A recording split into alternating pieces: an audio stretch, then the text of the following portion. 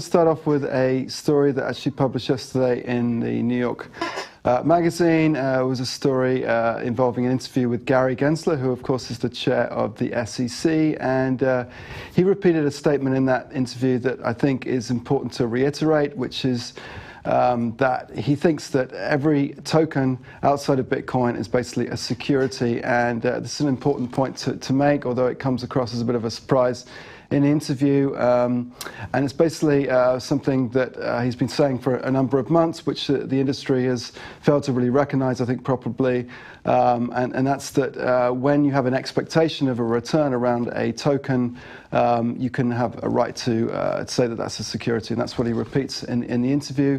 And Gary Gensler's been very much under attack recently from Congress following the fallout from FTX and meetings that he supposedly have taken with SBF, Sam Bankman-Fried. And he apologizes for those actions and for not clamping down harder on FTX, but he reiterates his point about most tokens being securities because they meet the Howey test.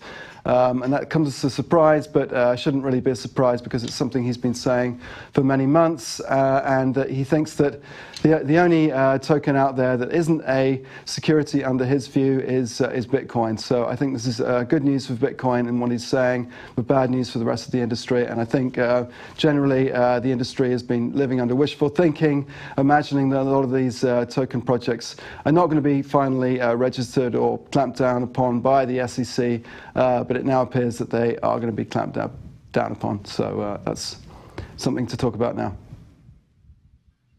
Well, George, I know you have an opinion on this because you wrote about it. So I think that you should set the stage for us here. Yeah. Don't make me fight George. Yeah, some very smart writer at CoinDesk wrote this amazing piece about Gary Gensler and why his take on crypto doesn't matter, right? And as someone who is intimately familiar with that author's thought process, I think it's worth actually sharing his core idea here. And for those who are unaware, I did write this op-ed. The idea is not that Gary Gensler and the SEC's regulatory actions don't practically matter. In fact, they really do. There are securities laws and there are financial laws here in the US, and if you break them, you could go to prison or you can pay a fine. It just depends on how rich you are and who you know. You don't even have to be in the US. You can ask Arthur Hayes, right? He wasn't even in the US and he broke some financial laws and he went to prison. Or the idea is that even if you agree with Gary Gensler's take that Bitcoin is a commodity and all other cryptocurrencies are probably securities, it really doesn't philosophically matter. If Bitcoin was labeled a security, what does that really change about Bitcoin, the network? It really changes nothing. Yeah, it makes it harder for regular Americans to get Bitcoin through banking, their bank system, but it doesn't change what Bitcoin is. It doesn't change what any crypto is. The SEC sitting here labeling assets as security or not doesn't protect investors. If they really, really cared about market manipulation, then they would target market manipulation, right? Market manipulation happens in all markets. Commodities have market manipulation too. Bitcoin's a commodity. There's market manipulation there. There's market manipulation at auction houses, right? Is art a security now? It's just a naming convention as far as I'm concerned, and the power grab in Washington is quite frankly a distraction. Wendy, do you want to fight me?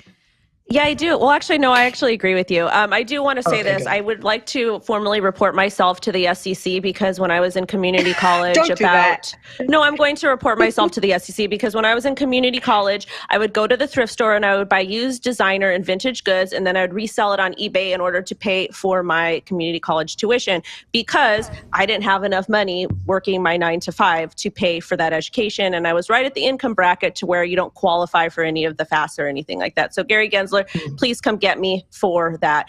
To me, that's what the Howey test sounds like when we're calling different things a security. There's people that flip stuff all the time. I mean, should should Meta get in trouble for having their Meta marketplace where people buy goods and sell them and then flip them and do vice versa? I really feel like that's what this is. It's just an excuse, and it's just a pathetic excuse for him not to do his job, to keep getting a salary and then just to continue to attack retail. That's what this is all about. And I actually heard over the weekend that they're talking about or floating around the idea of increasing the institutional investor amount from $1 million to $10 million. And I think that that's absolutely appalling and retail does need to get involved some way, shape, or form. So you can join me in the DCTA to ask Congress to step in and tell Gary Gensler that he has overstepped his bounds, because I think that's exactly what this is. But wait a minute, it surely doesn't really matter what we think. And I think people in crypto and people commentating on crypto have been thinking or saying what they think for a long, long time. And, you know, while Gary Gensler, ever since he's come into the SEC, has been saying something different. He might not have been acting on it. He might not have been enforcing the logic of what he's been saying. But now, in the wake of FTX and under pressure from Congress, he is acting. So we can continue to sit here and say that it doesn't matter. But I think the SEC does matter. And to pretend that we're living in a different world than the one we're living in is a little bit sort of wishful thinking. Well, that's why we do need to take action as retail, especially in the United States of America. And there's organizations that people can join to have their voices heard. And I understand that a lot of people say the system is rigged, and I feel that way too, especially seeing what's happening. But at the same time, if we just sit and commentate on it and not do anything, it's problematic. And I don't know any other organization in crypto that supports retail. Jen, go ahead. Yeah, no, I was just going to say, I kind of agree with a little bit of what everyone has said so far. I think Gary Gensler's focus on the Howey test continues to be frustrating because, you know, as we sit here and we talk about this almost every day, we keep bringing up how old the Howey test is, you know, and how while it can be applied to certain things, maybe it's not best applied to this very new technology that's only been around for just over a decade. And so it's kind of frustrating to hear that. But at the end of the day, what Gary Gensler says matters. It matters for public perception, which then informs government perception. And it doesn't only matter for government perception and public perception in the United States. I think the SEC and the US government have influence all over the world. And we see, as the US government, you know, makes rules, makes laws, we see governments in other jurisdictions kind of following suit. And so I think what Gary Gensler says really does matter. And for him to come out and say all cryptos are a security except for Bitcoin because it falls into this very old